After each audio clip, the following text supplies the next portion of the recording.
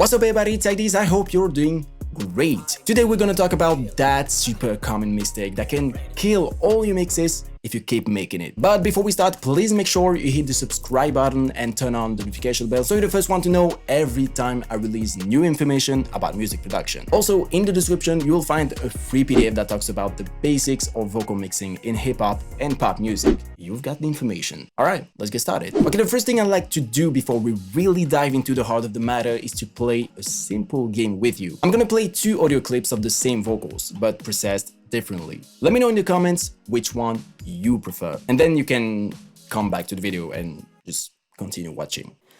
Boys and girls all over the world in your thoughts. Don't you feel like calling? Always sentimental.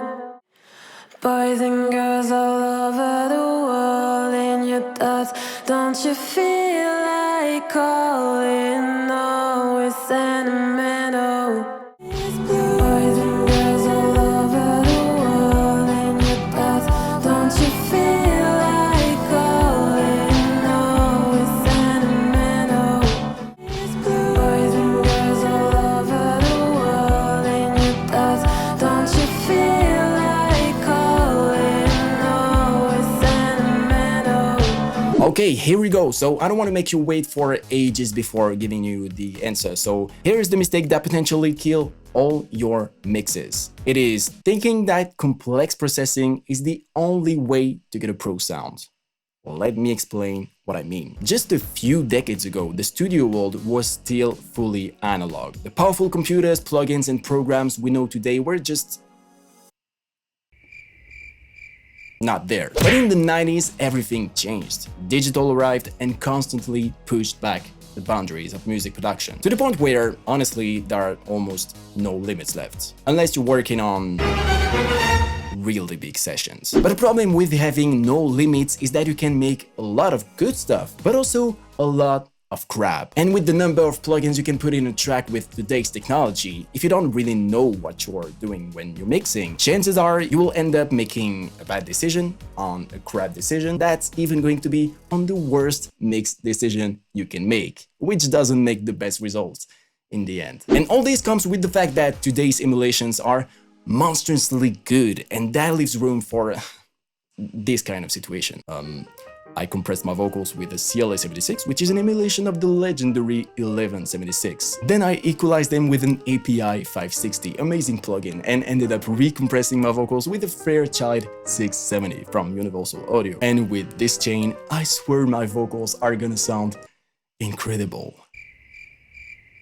Fuck you. Actually, the big trap in music production these days is that you are free to do very complex things. But what you have to keep in mind, especially when mixing, is that being able to do complex things with technology doesn't mean you have to. Complex doesn't mean better. And sometimes I swear it's just the opposite. And to prove my point, just listen to what we did in the 70s and the 80s with 100% analog equipment, like the Michael Jacksons, the Marvin Gayes, the Madonnas. Their music sounds incredible, and yet the audio processing was very simplistic. Another pitfall of thinking that complex processing means better is that you risk over-processing your sounds and also distort them completely. And when I say distort, I don't mean saturation. I'm simply talking about radically changing the very nature of your sources, especially with vocals where you can completely lose that natural, warm, human feel if you over-process. I swear I've seen things in my client sessions in the past that even today that drove me just crazy. Keep